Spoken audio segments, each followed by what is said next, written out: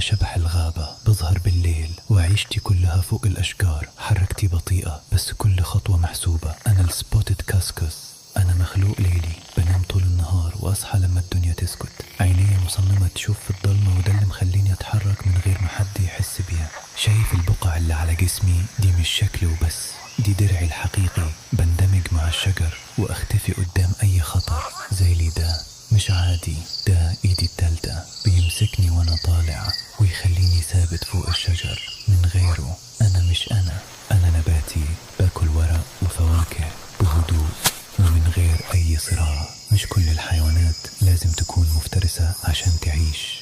البطء ده هو سلاحي، كل ما أتحرك أقل كل ما فرصتي في النجاة تزيد.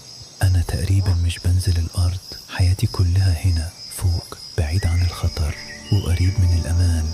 أنا جزء من التوازن في الغابة، من غيري السلسلة هتتأثر. كل مخلوق ليه دور حتى لو بسيط. أنا مخلوق هادي بس مليان أسرار، مش مشهور زي غيري.